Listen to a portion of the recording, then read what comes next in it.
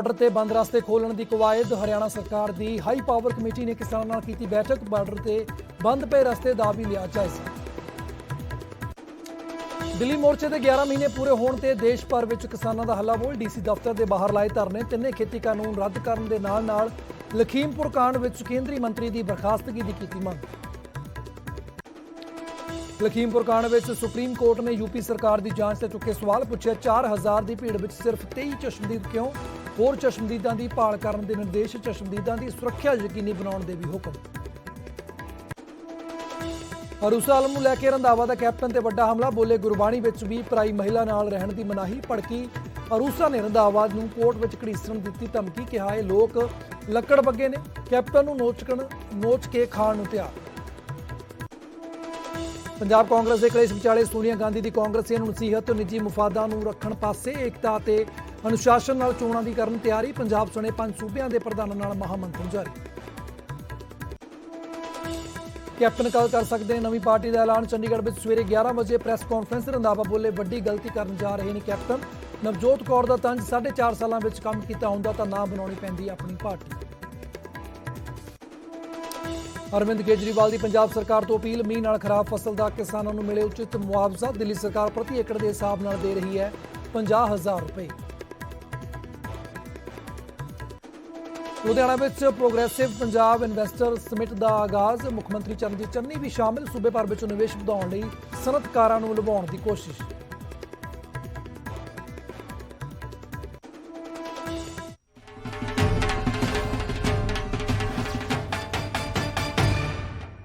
ਸਤਿ ਸ਼੍ਰੀ ਅਕਾਲ, ਸਵਾਗਤ ਹੈ ਇੱਕ ਵਾਰ ਫਿਰ ਤੋਂ ਨਿਊਜ਼ 18 ਪੰਜਾਬ ਹਰਿਆਣਾ ਹਿਮਾਚਲ ਦੇਖੇ ਸਾਰੇ ਦਰਸ਼ਕਾਂ ਦਾ। ਮੈਂ ਤੁਹਾਡਾ ਨਾਲ ਭੁੱਲਰਜੀਤ ਸਿੰਘ ਦੇ ਬੁਲਟਨ ਦੇ ਵਿੱਚ ਸਭ ਤੋਂ ਪਹਿਲਾਂ ਗੱਲ ਕਰਦੇ ਹਾਂ ਕਿਸਾਨੀ ਅੰਦੋਲਨ ਦੇ ਬਾਰੇ। ਦਿੱਲੀ ਬਾਰਡਰ ਦੇ ਉੱਪਰ ਬੰਦ ਰਸਤੇ ਨੂੰ ਖੋਲਣ ਦੀ ਹੁਣ ਕਵਾਇਦ ਸ਼ੁਰੂ ਹੋ ਚੁੱਕੀ ਹੈ। ਹਰਿਆਣਾ ਸਰਕਾਰ ਦੀ ਹਾਈ ਪਾਵਰ ਕਮੇਟੀ ਦੀ ਕਿਸਾਨਾਂ ਦੇ ਨਾਲ ਬੈਠਕ ਹੋਈ ਹੈ। ਡੀਜੀਪੀ ਪੀਕੇ ਅਗਰਵਾਲ ਅਤੇ ਏਸੀਐਸ ਰਾਜੀਵ ਅਰੋੜਾ ਨੇ ਕਿਸਾਨਾਂ ਦੇ ਨਾਲ ਬੈਠਕ ਕੀਤੀ ਹੈ। ਹਾਈ ਲੈਵਲ ਇਸ ਬੈਠਕ ਦੇ ਦੌਰਾਨ ਉਦਯੋਗਪਤੀ ਵੀ ਹਾਜ਼ਰ ਰਹੇ। ਕਮੇਟੀ ਨੇ ਬਾਰਡਰ ਉੱਤੇ ਬੰਦ ਪਏ ਰਸਤੇ ਦਾ ਵੀ ਜਾਇਜ਼ਾ ਲਿਆ। ਕਿਸਾਨਾਂ ਤੇ ਉਦਯੋਗਪਤੀਆਂ ਨੇ ਦਿਖਾਇਆ ਕਿ ਕਿਵੇਂ ਦਿੱਲੀ ਪੁਲਿਸ ਨੇ ਬੈਰੀਕੇਟਿੰਗ ਕਰ ਰਸਤਾ ਰੋਕਿਆ ਹੋਇਆ। ਤਾਂ ਇੱਕ ਹਾਈ ਪਾਵਰ ਜਿਹੜੀ ਮੀਟਿੰਗ ਹੋਈ ਹੈ ਉਹ ਕਿਸਾਨਾਂ, ਉੱਚ ਅਧਿਕਾਰੀਆਂ ਤੇ ਉਦਯੋਗਪਤੀਆਂ ਦੇ ਵਿਚਕਾਰ ਹੋਈ ਹੈ। 11 ਮਹੀਨੇ ਹੋ ਚੁੱਕੇ ਨੇ ਕਿਸਾਨਾਂ ਨੂੰ ਆਪਣੇ ਸੰਘਰਸ਼ ਨੂੰ ਵਿੱਢੇ ਨੂੰ। ਤੇ ਇਸ ਖਬਰ ਤੇ ਗੱਲਬਾਤ ਕਰਦੇ हैं ਸਾਡੇ सहयोगी प्रदीप जुड़ रहे ने टिकरी बॉर्डर तो। प्रदीप, जैसे कि पता है कि आज 11 महीने पूरे हो गए हैं, तो अजहे में एक हाई लेवल मीटिंग इस मीटिंग को बोला जा रहा है और क्या कुछ खास निकल के सामने आ रहा है इस मीटिंग में से?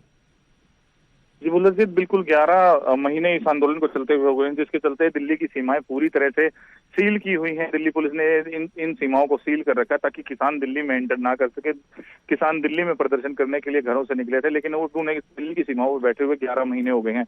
इन रास्तों जो बंद रास्ते हैं उन्हीं को खुलवाने की कवायद भी अब शुरू हो चुकी है। हरियाणा सरकार ने जो हाई पावर कमेटी बनाई थी वो टीकरी बॉर्डर पर जो किसान आंदोलन कर रहे हैं उनके नेताओं से बातचीत करने के लिए पहुंची है, जिनमें एसीएस राजीव अरोड़ा, साथ ही हरियाणा के डीजीपी हैं पीके अग्रवाल, वो भी यहाँ पर मौजूद हैं। साथ ही जो स्थानीय जितना भी प्रशासनिक अमला है वो यहाँ पर बैठा हुआ है। दूसरे दौर की बातचीत फिलहाल चल रही है किसान नेताओं के साथ। उद्योगपतियों और जो हाई पावर कमेटी है उसके जो सदस्य हैं उन सभी ने टीकरी बॉर्डर का जायजा लिया कि किस तरीके से दिल्ली पुलिस के अधिकारियों ने इन सीमाओं को बंद कर रखा है, किस तरीके से सील कर रखी है और इन्हें कैसे खोला जा सकता है। जी बुलंदी। बिल्कुल प्रदीप, और दूसरी बात जानना चाहते हैं कि इस मीटिंग के बाद अब क्या क्या असर सामने आ रहे हैं? तो क्या लग रहा है कि क्या इस मीटिंग में आपसी सहम, जैसा कि उद्योगपति और किसानों ने दिखाया कमेटी के मेंबरों को कि कैसे दिल्ली पुलिस ने रास्ता रोक रखा है, हमारी तरफ से कोई दिक्कत नहीं है, तो अजहे में तो क्या लग रहा है कि क्या सकारात्मक कोई संकेत सामने आ रहा है, क्या हल निकलता नजर आ रहा है? जी बुलंदी, दरअसल किसानों ने पहले ही साफ कर दिया था कि इन सीमाओं को जो है दिल्ली पुलिस ने बंद कर रखा है। किसान आंदोलन के चलते हालांकि ये सीमाएं बंद है, लेकिन किसानों का यह भी कहना है कि अगर ये सीमाएं खुलती हैं तो उन्हें दिल्ली जाना है या नहीं जाना है इसका फैसला संयुक्त मोर्चा करेगा। हालांकि उन्होंने हामी भरी है फौरी तौर पर कि इन सीमाओं को खोल दिया जाए। इन सीमाओं के बंद होने के कारण, सड़कों के बंद होने के कारण, जो Delhi Rohtak national highway number 9 है इसके बंद होने के कारण बहादुरगढ़ के उद्योगपतियों और देश की राजधानी दिल्ली से हरियाणा का जो आवागमन होता है, करीब 2.5 से 3 लाख लोग रोजाना आवागमन करते हैं, उन्हें काफी परेशानी का सामना करना पड़ रहा है। सारे कच्चे पक्के रास्ते बंद होने की वजह से सिर्फ एक नजफगढ़ रोड खुला है जहां से आवागमन हो रहा है, उस पर काफी भीड़ हो जाती है और 1 घंटे का जाम लगता है।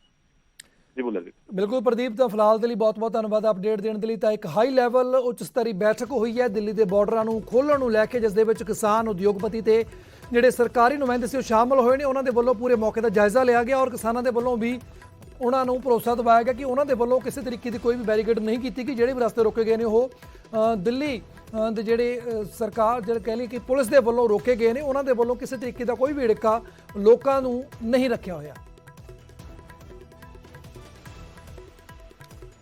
ਉਧਰ ਦਿੱਲੀ ਦੀਆਂ ਸਰਹੱਦਾਂ ਉੱਤੇ ਬੈਠੇ ਕਿਸਾਨਾਂ ਨੂੰ ਅੱਜ 11 ਮਹੀਨੇ ਪੂਰੇ ਹੋ ਚੁੱਕੇ ਨੇ। ਦੇਸ਼ ਭਰ ਦੇ ਵਿੱਚ ਕਿਸਾਨਾਂ ਵੱਲੋਂ ਅੱਜ ਪ੍ਰਦਰਸ਼ਨ ਕੀਤੇ ਜਾ ਰਹੇ ਨੇ। ਬਕਾਇਦਾ ਡੀਸੀ ਦਫ਼ਤਰਾਂ ਦੇ ਬਾਹਰ ਕਿਸਾਨਾਂ ਨੇ ਧਰਨਾ ਲਗਾਇਆ ਹੋਇਆ। ਕਿਸਾਨ ਤਿੰਨੇ ਖੇਤੀ ਕਾਨੂੰਨ ਵਾਪਸ ਲੈਣ ਦੀ ਮੰਗ ਕਰ ਰਹੇ ਨੇ। ਨਾਲ ਹੀ ਲਖੀਮਪੁਰ ਖੀਰੀ ਕਾਂਡ ਦੇ ਵਿੱਚ ਕੇਂਦਰੀ ਗ੍ਰਹਿ ਰਾਜ ਮੰਤਰੀ ਅਜੇ ਮਿਸ਼ਰਾ ਨੂੰ ਬਰਖਾਸਤ ਕਰਨ ਅਤੇ ਉਹਨਾਂ ਨੂੰ ਗ੍ਰਿਫਤਾਰ ਕਰਨ ਦੀ ਮੰਗ ਵੀ ਲਗਾਤਾਰ ਕਰ ਰਹੇ ਨੇ। ਤਾਂ ਪੰਜਾਬ ਸੂਬੇ ਦੀਆਂ 5 ਵੱਖ-ਵੱਖ ਤਸਵੀਰਾਂ ਮੈਂ ਤੁਹਾਨੂੰ ਸੀਟੀਵੀ ਸਕਰੀਨ ਦੇ ਉੱਪਰ ਦਿਖਾ ਰਿਹਾ। ਲੁਧਿਆਣਾ, ਰੋਪੜ, ਮੁਕਤਸਰ ਸਾਹਿਬ, ਅੰਮ੍ਰਿਤਸਰ ਤੇ ਲੁਧਿਆਣਾ ਦੀਆਂ ਨੇ, ਜਿੱਥੇ ਕਿ ਕਿਸਾਨਾਂ ਦੇ ਵੱਲੋਂ ਅੱਜ ਸਵੇਰ ਤੋਂ ਹੀ ਡੀਸੀ ਦਫ਼ਤਰ ਦੇ ਬਾਹਰ ਧਰਨਾ ਲਾਇਆ ਹੈ। ਵੱਡੀ ਗਿਣਤੀ ਵਿੱਚ ਕਿਸਾਨ ਉੱਤੇ ਪਹੁੰਚੇ ਹੋਏ ਨੇ, ਜਿਹੜੇ ਕਿ ਅੱਜ 11 ਮਹੀਨੇ ਕਿਸਾਨੀ ਸੰਘਰਸ਼ ਨੂੰ ਪੂਰੇ ਹੋ ਚੁੱਕੇ ਨੇ। ਤਾਂ ਉਸ ਦੇ ਵਿਰੋਧ ਦੇ ਵਿੱਚ ਔਰ ਨਾਲ ਹੀ ਲਖੀਮਪੁਰ ਖੀਰੀ ਕਾਂਡ ਵਿੱਚ ਕੇਂਦਰੀ ਗ੍ਰਹਿ ਰਾਜ ਮੰਤਰੀ ਅਜੇ ਮਿਸ਼ਰਾ ਨੂੰ ਬਰਖਾਸਤ ਤੇ ਉਹਨਾਂ ਦੀ ਗ੍ਰਿਫਤਾਰੀ ਨੂੰ ਲੈ ਕੇ ਜਿਹੜਾ ਮੰਗ ਪੱਤਰ ਅੱਜ ਸੌਂਪੇ ਜਾ ਰਿਹਾ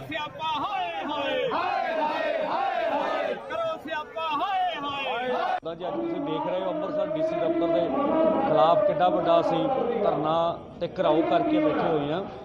ਇਹਦੇ 'ਚ ਦੇਖੋ ਸਾਡੇ 9 ਜ਼ਿਲ੍ਹਿਆਂ ਵਿੱਚ ਪੂਰੇ ਪੰਜਾਬ 'ਚ 3 ਜ਼ਿਲ੍ਹਿਆਂ 'ਚ ਮੰਗ ਪੱਤਰ ਦਾ ਇਹ ਦੇਸ਼ ਵਿਆਪੀ ਅੰਦੋਲਨ ਹੈ। ਅੱਜ ਦਾ ਸਾਰੀਆਂ ਦੇਸ਼ ਦੀਆਂ ਜਥੇਬੰਦੀਆਂ ਇਹ ਪ੍ਰੋਗਰਾਮ ਕਰ ਰਹੀਆਂ।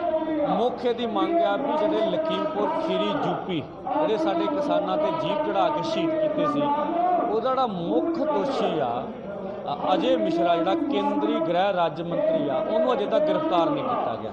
ਇਹ ਮੰਗਾਂ ਕੇਂਦਰ ਦੇ ਨਾਲ ਨੇ ਸਾਡੀਆਂ। ਸਾਡਾ ਅੱਜ ਦਾ ਘਰਾਓ ਦਾ ਕੋਈ ਪ੍ਰੋਗਰਾਮ ਨਹੀਂ, ਪ੍ਰੋਟੈਸਟ ਕਰਨ ਦਾ ਪ੍ਰੋਗਰਾਮ ਹੈ। ਮੁੱਦੇ ਇਹਦੇ ਵਿੱਚ ਮੁੱਖ ਮੁੱਦਾ ਲਖੀਮਪੁਰ ਖੀਰੀ ਦੇ ਵਿੱਚ ਜਿਹੜੀ ਘਟਨਾ ਹੋਈ ਆ, ਕਿਸਾਨ ਸ਼ਹੀਦ ਹੋਏ ਨੇ, ਇੱਕ ਪੱਤਰਕਾਰ ਸ਼ਹੀਦ ਹੋਇਆ। ਉਸ ਦੇ ਰੋਸ ਵਜੋਂ ਉਹਨਾਂ ਕਾਤਲਾਂ ਨੂੰ ਗ੍ਰਿਫਤਾਰ ਕਰਾਉਣ ਦੇ ਲਈ ਉਹ ਕੇਂਦਰੀ ਮੰਤਰੀ ਆ ਜਿਹੜਾ ਅਜੇ ਮਿਸ਼ਰਾ ਟੈਣੀ, ਉਹਨੂੰ ਮੰਤਰੀ ਮੰਡਲ 'ਚੋਂ ਬਰਖਾਸਤ ਕਰਾਉਣ ਦੇ ਲਈ ਅੱਜ ਦੇ ਧਰਨੇ ਦਾ ਮੁੱਖ ਮਕਸਦ ਹੈ ਕਿ ਯੂਪੀ ਦੇ ਵਿੱਚ ਸਾਡੇ ਕਿਸਾਨਾਂ ਨੂੰ ਪਿੱਛੋਂ ਦੀ ਗੱਡੀਆਂ ਲਿਜਾ ਕੇ ਦਰੜ ਕੇ ਸ਼ਹੀਦ ਕੀਤਾ ਗਿਆ। ਉਹਦਾ ਗ੍ਰਹਿ ਮੰਤਰੀ ਦਾ ਪੁੱਤ ਆਸ਼ੀਸ਼ ਮਿਸ਼ਰਾ ਉਹਦਾ ਕਾਤਲ ਹੈ, ਕਿਉਂਕਿ ਜਾਂਚ ਅਸੀਂ ਕਿਹਾ ਸੀ ਸੁਪਰੀਮ ਕੋਰਟ ਦਾ ਸਿਟਿੰਗ ਜੱਜ ਕਰੇ। ਜਾਂਚ ਜਿਹੜਾ ਉੱਥੋਂ ਦਾ ਲੋਕਲ ਜੱਜ ਕਰ ਰਿਹਾ ਜੀ, ਤੇ ਸਾਨੂੰ ਵਿਸ਼ਵਾਸ ਨਹੀਂ। ਅਸੀਂ ਕਹਿੰਦੇ ਕਿ ਸਿਟਿੰਗ ਜੱਜ ਕਰੇ ਤੇ ਜਿਹੜਾ ਅਜੇ ਮਿਸ਼ਰਾ ਹੈ ਉਹ ਪਹਿਲਾਂ ਅਸਤੀਫਾ ਦੇਵੇ, ਤਾਂ ਜਿਹੜੀ ਜਾਂਚ ਹੈ ਉਹ ਮਤਲਬ ਪ੍ਰਭਾਵਿਤ ਨਹੀਂ ਹੋਏਗੀ। ਉਧਰ ਕਿਸਾਨ ਅੰਦੋਲਨ ਦੇ ਉੱਪਰ ਬੀਜੇਪੀ ਆਗੂ ਸੁਰਜੀਤ ਜਿਆਣੀ ਦਾ ਬਿਆਨ ਸਾਹਮਣੇ ਆਇਆ। ਉਹਨਾਂ ਨੇ ਕਿਹਾ ਕਿ ਕੇਂਦਰ ਤੇ ਕਿਸਾਨਾਂ ਵਿਚਾਲੇ ਗੱਲਬਾਤ ਉੱਤੇ ਇਹ ਵੱਡਾ ਬਿਆਨ ਦਿੱਤਾ ਗਿਆ। ਉਹਨਾਂ ਕਿਹਾ ਕਿ ਗੱਲ ਜਿਹੜੀ ਉਦੋਂ ਹੋਵੇਗੀ ਜਦੋਂ ਕਿਸਾਨ ਯੈਸ ਔਰ ਨੋ ਤੋਂ ਅੱਗੇ ਵਧਣਗੇ। ਕਾਨੂੰਨ ਰੱਦ ਕਰਨ ਦੀ ਮੰਗ ਛੱਡ ਦੇਣੀ ਚਾਹੀਦੀ ਹੈ ਕਿਸਾਨਾਂ ਨੂੰ। ਇਹ ਗੱਲ ਦਾ ਜ਼ਿਕਰ ਵੀ ਸੁਰਜੀਤ ਜਿਆਣੀ ਨੇ ਕੀਤਾ। ਉਹਨਾਂ ਨੇ ਕਿਹਾ ਕਿ ਅੰਦੋਲਨ ਦੇ ਵਿੱਚ ਹੋਈਆਂ ਮੌਤਾਂ ਲਈ ਕਿਸਾਨ ਆਗੂ ਖੁਦ ਜ਼ਿੰਮੇਵਾਰ ਨੇ। ਤੇ ਇੱਕ ਤੋਂ ਬਾਅਦ ਇੱਕ ਜਿਹੜਾ ਕਿਤੇ ਨਾ ਕਿਤੇ ਸੁਰਜੀਤ ਜਿਆਣੀ ਦੇ ਵੱਲੋਂ ਕਿਸਾਨਾਂ ਨੂੰ ਹੀ ਦੋਸ਼ੀ ਠਹਿਰਾਇਆ ਜਾ ਰਿਹਾ। ਉਹਨਾਂ ਨੇ ਕਿਹਾ ਕਿ ਗੱਲ ਸ਼ੁਰੂ ਹੋਵੇਗੀ, ਪਰ ਗੱਲ ਉਦੋਂ ਤੱਕ ਸ਼ੁਰੂ ਨਹੀਂ ਹੁੰਦੀ ਜਦੋਂ ਤੱਕ ਕਿਸਾਨ ਯੈਸ ਔਰ ਨੋ ਤੋਂ ਅੱਗੇ ਨਹੀਂ ਵੱਧ ਪਾਉਂਦੇ। ਉਹਨਾਂ ਨੇ ਕਿਹਾ ਕਿ ਕਾਨੂੰਨ ਰੱਦ ਕਰਨ ਦੀ ਮੰਗ ਜਿਹੜੀ ਕਿਸਾਨਾਂ ਨੂੰ ਛੱਡਣੀ ਪਵੇਗੀ ਔਰ ਨਾਲ ਹੀ ਜਿਹੜੀ ਅੰਦੋਲਨ ਦੇ ਵਿੱਚ ਕਿਸਾਨਾਂ ਦੀਆਂ ਮੌਤਾਂ ਹੋਈਆਂ ਨੇ ਉਸ ਦੇ ਲਈ ਕਿਸਾਨ ਆਗੂ ਹੀ ਜ਼ਿੰਮੇਵਾਰ ਨੇ।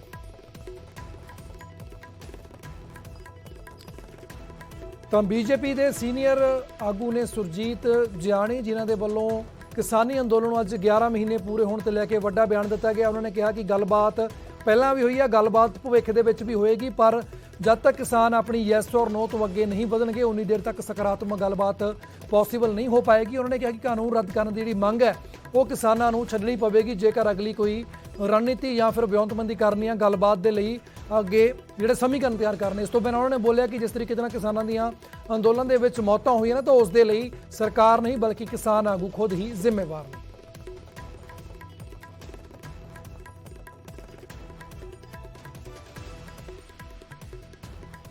ਅੰਦੋਲਨ ਅਤੇ ਖੇਤੀ ਕਾਨੂੰਨਾਂ ਨੂੰ ਲੈ ਕੇ ਇਸ ਵੇਲੇ ਭਾਜਪਾ ਕੀ ਸੋਚ ਰਹੀ ਹੈ, ਗੱਲਬਾਤ ਕਰਨ ਦੇ ਲਈ ਸੁਰਜੀਤ ਕੁਮਾਰ ਜੈਨੀ ਮੇਰੇ ਨਾਲ ਨੇ। ਜੈਨੀ ਸਾਹਿਬ, 11 ਮਹੀਨੇ ਹੋ ਗਏ, 700 ਤੋਂ ਜ਼ਿਆਦਾ ਕਿਸਾਨਾਂ ਦੀ ਮੌਤ ਹੋ ਗਈ, ਜ਼ਿੰਮੇਵਾਰ ਕੌਣ ਹੈ? ਕਿਉਂ ਨਹੀਂ ਗੱਲਬਾਤ ਕੀਤੀ ਜਾ ਰਹੀ? 22 ਜਨਵਰੀ ਨੂੰ ਆਖਰੀ ਗੱਲਬਾਤ ਜਿਹੜੀ ਹੈ ਉਹ ਕਿਸਾਨਾਂ ਦੇ ਨਾਲ ਕੀਤੀ ਗਈ ਸੀ। ਪਹਿਲੀ ਗੱਲ, ਕਿਸਾਨ ਜਥੇਬੰਦੀਆਂ ਬੇਜਿੱਦ ਆਪਣੀ ਜਿੱਦ ਤੇ ਅੜੀ ਹੋਈ ਹੈ। ਕਾਨੂੰਨ ਹੋਲਡ ਹੈ, ਸੁਪਰੀਮ ਕੋਰਟ ਨੇ ਹੋਲਡ ਕਰਤਾ, ਸਟੇ ਦੇਤਾ, ਉਹਦੇ ਬਾਅਦ ਕਾਨੂੰਨ ਤਾਂ ਰਿਹਾ ਹੀ ਨਹੀਂ, ਤਾਂ ਉਹ ਬੇਮਤਲਬ ਦੀ ਬੈਠਣ ਦੀ ਗੱਲ ਹੋ ਗਈ। ਬਾਕੀ ਤੁਸੀਂ ਕਹਿੰਦੇ ਵੀ 700 ਕਿਸਾਨ ਸ਼ਹੀਦ ਹੋ ਗਏ ਜਾਂ ਮੌਤਾਂ ਹੋ ਗਈਆਂ, ਉਹਦਾ ਜ਼ਿੰਮੇਵਾਰ ਕੌਣ ਹੈ? ਉਹਦਾ ਜ਼ਿੰਮੇਵਾਰ ਹੈ ਕਿਸਾਨ ਜਥੇਬੰਦੀਆਂ ਜਿਹੜੀ 32 ਪੰਜਾਬ ਤੋਂ ਲੈ ਕੇ ਗਈਆਂ ਉਹ। ਔਰ ਜ਼ਿੰਮੇਵਾਰ ਕਿਉਂ ਹੈ ਕਿ ਹਾਈ ਕੋਰਟ, ਸੁਪਰੀਮ ਕੋਰਟ ਨੇ ਵੀ ਕਹਿਤਾ ਸੀਗਾ ਕਿ ਬਜ਼ੁਰਗ, ਬਿਮਾਰ, ਮਾਤਾਵਾਂ, ਭੈਣਾਂ, ਬੱਚਿਆਂ ਨੂੰ ਇੱਥੇ ਨਾ ਰੱਖਿਆ ਜਾਵੇ। ਦੇਸ਼ ਦੇ ਪ੍ਰਧਾਨ ਮੰਤਰੀ ਨੇ ਕਹਿਤਾ ਸੀ ਇੱਥੇ ਨਾ ਰੱਖਿਆ ਜਾਵੇ।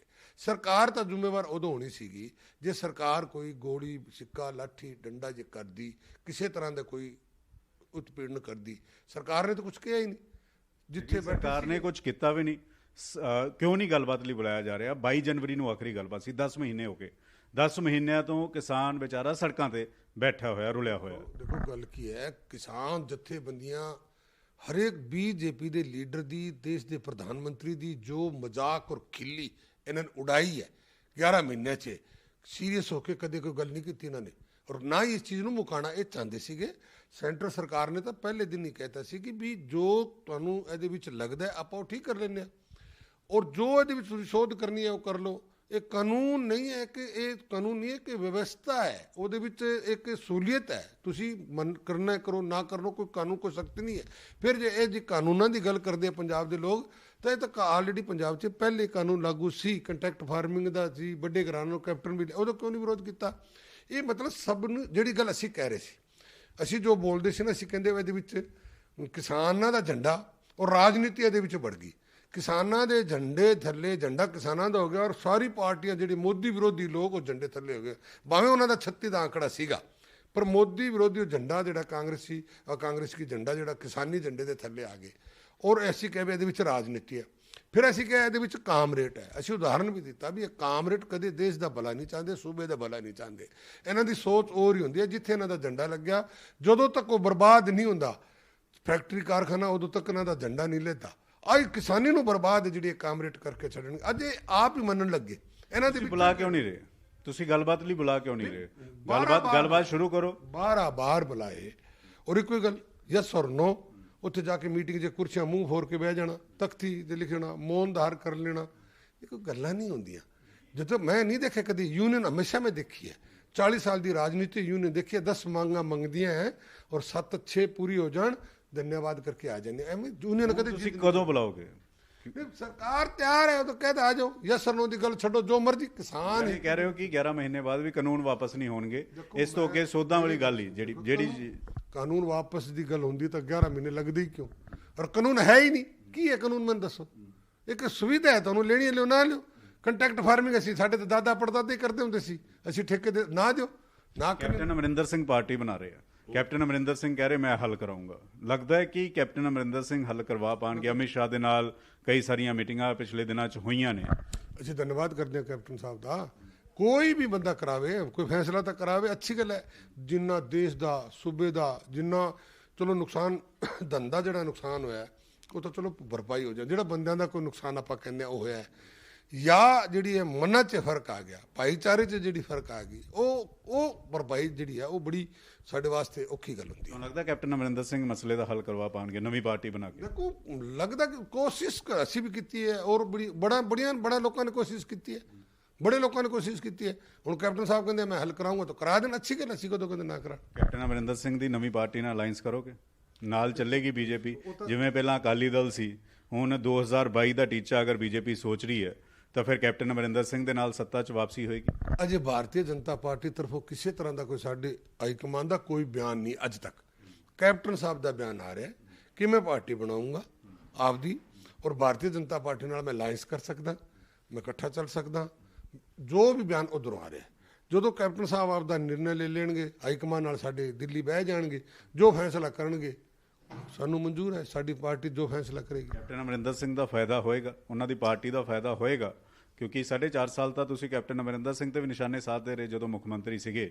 ਹੁਣ ਜਦੋਂ ਕਾਂਗਰਸ ਤੋਂ ਵੱਖ ਹੋ ਰਹੇ ਆ, ਨਵੀਂ ਪਾਰਟੀ ਬਣਾ ਰਹੇ ਆ, ਤਾਂ ਬੀਜੇਪੀ ਦੇ ਤੇਵਰ ਬਦਲੇ ਆ, ਉਹਨਾਂ ਨੂੰ ਰਾਸ਼ਟਰਵਾਦ ਕੈਪਟਨ ਅਮਰਿੰਦਰ ਸਿੰਘ ਨਜ਼ਰ ਆ ਰਹੇ। ਪੰਕਜ ਜੀ, ਗੱਲ ਇਹ ਹੈ ਕਿ ਅਸੀਂ ਕੈਪਟਨ ਦਾ ਵਿਰੋਧ ਨਹੀਂ ਕਰਦੇ, ਅਸੀਂ ਕਰਦੇ ਹਾਂ ਕੁਰਸੀ ਦਾ ਵਿਰੋਧ। ਅਸੀਂ ਜਿਹੜੇ ਕੁਰਸੀ ਤੇ ਬੈਠੇ ਨਾ ਉਹਦਾ ਵਿਰੋਧ ਹੁੰਦਾ। ਸਾਡਾ ਵਿਰੋਧ ਹੁੰਦਾ ਹੈ ਕਾਂਗਰਸ ਨਾਲ, ਵਿਅਕਤੀ ਵਿਸ਼ੇਸ਼ ਨਾਲ ਕੋਈ ਵਿਰੋਧ ਨਹੀਂ ਹੁੰਦਾ। ਸਾਡਾ ਵਿਰੋਧ ਹੁੰਦਾ ਹੈ ਵਿਚਾਰ ਦਾ। ਸਾਡੀ ਕੋਈ ਡਾਂਗਾ ਸੋਟਾਂ ਦੀ ਲੜਾਈ ਨਹੀਂ ਹੁੰਦੀ, ਵਿਚਾਰਾਂ ਦੀ ਗੱਲ ਹੁੰਦੀ ਹੈ। ਸਾਡਾ ਵਿਰੋਧ ਹੈ ਕੁਰਸੀ ਦਾ। ਕੋਈ ਕੁਰਸੀ ਤੇ ਬੈਠਾ ਹੈ, ਚੰਨੀ ਬੈਠਾ ਹੈ, ਜੇ ਅੱਛਾ ਕੰਮ ਨਹੀਂ ਅਸੀਂ ਉਹਨਾਂ ਦਾ ਵਿਰੋਧ ਹੈ, ਕੈਪਟਨ ਦਾ ਵਿਰੋਧ ਹੈ। ਪਰ ਕੈਪਟਨ ਦਾ ਸਾਡੀ ਭਾਰਤੀ ਜਨਤਾ ਪਾਰਟੀ ਲੋਕ ਇੱਕ ਗੱਲ ਕਰਕੇ ਇੱਜ਼ਤ ਕਰਦੇ ਆ ਕਿ ਉਹਦੇ ਵਿੱਚ ਕੂਟ ਕੇ ਰਾਸ਼ਟਰਵਾਦਤਾ ਭਰੀ ਹੋਈ ਹੈ। ਕੈਪਟਨ ਅਮਰਿੰਦਰ ਸਿੰਘ ਨੂੰ ਲੈ ਕੇ ਹੁਣ ਕਾਂਗਰਸ ਇਹ ਕਹਿ ਰਹੀ, ਅਸੀਂ ਤਾਂ ਪਹਿਲਾਂ ਹੀ ਕਹਿ ਰਹੇ ਸੀਗੇ ਕਿ ਕੈਪਟਨ ਅਮਰਿੰਦਰ ਸਿੰਘ ਅਕਾਲੀ ਦਲ ਨਾਲ ਮਿਲੇ ਆ, ਭਾਜਪਾ ਨਾਲ ਮਿਲੇ ਆ, ਮਿਲ ਕੇ ਕੰਮ ਕਰ ਰਹੇ ਆ। ਦੇਖੋ, ਇੱਕ ਗੱਲ ਤਾਂ ਹੋ ਗਈ, ਇੱਕ ਨਾ ਫੋਬੀਆ ਹੋ ਗਿਆ ਭਾਰਤੀ ਜਨਤਾ ਪਾਰਟੀ ਨਾਂ ਦਾ ਫੋਬੀਆ। ਔਰ ਤੁਸੀਂ ਦੇਖ ਰਹੇ ਹੋ ਕਿੱਥੇ ਵੀ ਕੋਈ ਗਲਤੀ ਹੋ ਜੇ ਇਹ ਭਾਰਤੀ ਜਨਤਾ ਪਾਰਟੀ ਨਾਲ ਲੜਿਆ, ਆਰਐਸਐਸ ਨਾਲ ਲੜਿਆ। ਉਹ ਇੱਕ ਇਹਨਾਂ ਨੇ ਕੋਈ ਨਿਹੰਗ ਸਿੰਘ ਜਿਹੜਾ ਇਹਨਾਂ ਨੇ ਆਪ ਹੀ ਸਰਪਾ ਉਹ ਕੋਈ ਥੋੜੀ ਗੜਬੜ ਕੀਤੀ, ਇਹ ਆਰਐਸਐਸ ਦਾ ਬੰਦਾ ਹੈ। ਜੋ ਵੀ ਜਿੱਥੇ ਵੀ ਮੈਂ ਇੱਥੇ ਕਹਿਦਾ ਤੁਹਾਨੂੰ, ਇਹਨਾਂ ਦੇ ਵਿੱਚ ਕੀ ਹੈ, ਜਿਹੜੇ ਕਾਂਗਰਸ ਦੇ ਕੁਝ ਲੋਕ ਜਿਹੜੇ ਨਾ, ਇਹਨਾਂ ਦੀ ਕੋਈ ਜਨਾਨੀ ਨਾਲ ਝਗੜਾ ਹੋ ਜਾਏ ਨਾ ਤਾਂ ਇਹ ਕਹਿਣਗੇ ਭਾਰਤੀ ਜਨਤਾ ਪਾਰਟੀ ਨਾਲ ਲੜੀ ਹੋਈ ਹੈ। ਇਹਨਾਂ ਨੂੰ ਭਾਰਤੀ ਜਨਤਾ ਪਾਰਟੀ ਆਰਐਸਐਸ ਪਤਾ ਨਹੀਂ ਕੀ ਨਜ਼ਰ ਆਉਂਦੀ ਹੈ, ਪਰ ਭਾਰਤੀ ਜਨਤਾ ਪਾਰਟੀ ਔਰ ਆਰਐਸਐਸ ਜਿਹੜੇ ਵਿਚਾਰ ਨੇ ਨਾ, ਅਗਰ ਆਰਾਮ ਨਾਲ ਸੋਚੇ ਕੋਈ ਕੁਰਸੀ ਦਾ ਲਾਲਚ ਛੱਡ ਕੇ, ਜਿੰਨਾ ਅੱਛਾ ਵਿਚਾਰ ਭਾਰਤੀ ਜਨਤਾ ਪਾਰਟੀ ਆਰਐਸਐਸ ਦੇ ਹਿੱਤ ਵਿੱਚ ਗੱਲ ਹੈ ਨਾ, ਲੱਗਦਾ ਕਿ ਕੈਪਟਨ ਅਮਰਿੰਦਰ ਸਿੰਘ ਦੇ ਨਾਲ ਮਿਲ ਕੇ 2022 ਚ ਬੀਜੇਪੀ ਸੱਤਾ 'ਚ ਆ ਸਕਦੀ ਹੈ, ਅਲਾਈਅੰਸ ਹੋ ਸਕਦਾ ਹੈ। ਅਕਾਲੀ ਦਲ ਨਾਲ ਪਹਿਲਾਂ ਸੀਗਾ, ਹੁਣ ਕੈਪਟਨ ਅਮਰਿੰਦਰ ਸਿੰਘ ਨਾਲ ਹੋ ਸਕਦਾ। ਅਸੀਂ ਤਾਂ ਪਹਿਲੇ कहता कि भारतीय जनता पार्टी 117 सीटां जे पंजाब च लड़े, सरकार बनाएगी, सरकार कैप्टन साहब आन नान तब भी सरकार बनाएगी भारतीय जनता पार्टी। ਅਸੀਂ ਐਵੇਂ ਨਹੀਂ ਕਹਿ ਰਹੇ। ਔਰ ਜਿੱਥੇ ਜਿੱਥੇ ਜਿਸ ਸੂਬੇ 'ਚ ਭਾਰਤੀ ਜਨਤਾ ਪਾਰਟੀ ਸਰਕਾਰ ਬਣੀ ਉੱਥੇ ਅਮਨ ਸ਼ਾਂਤੀ ਔਰ ਸੂਬੇ ਨੇ ਤਰੱਕੀ ਕੀਤੀ ਹੈ।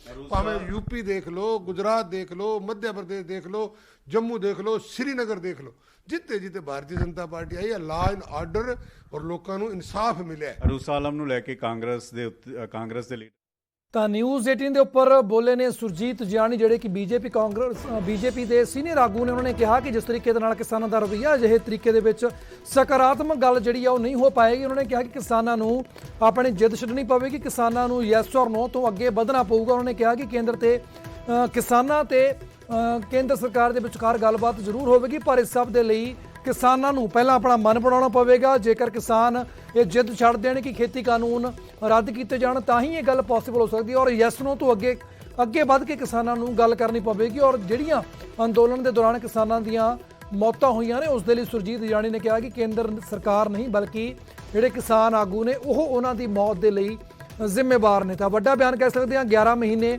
ਪੂਰੇ ਹੋਣ ਦੇ ਉੱਪਰ ਬੀਜੇਪੀ ਪੰਜਾਬ ਦੇ ਆਗੂ ਨੇ ਸੁਰਜੀਤ ਜਿਆਣੀ, ਉਹਨਾਂ ਦੇ ਵੱਲੋਂ ਵੱਡਾ ਬਿਆਨ ਦਿੱਤਾ ਗਿਆ। ਕਾਨੂੰਨ ਰੱਦ ਕਰਨ ਦੀ ਮੰਗ ਛੱਡਣ ਨੂੰ ਇੱਕ ਵਾਰ ਫਿਰ ਤੋਂ ਜਿਹੜੀ ਸਲਾਹ ਹੈ ਉਹ ਕਿਸਾਨ ਆਗੂਆਂ ਨੂੰ, ਕਿਸਾਨਾਂ ਨੂੰ ਬੀਜੇਪੀ ਦੇ ਸੀਨੀਅਰ ਆਗੂ ਵੱਲੋਂ ਦਿੱਤੀ ਗਈ ਹੈ।